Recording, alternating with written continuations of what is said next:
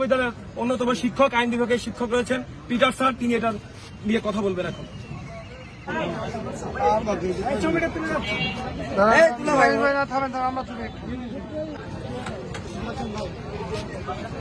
বাম বৈষম্য ছাত্রদল কিনে নিয়েছি ভাই।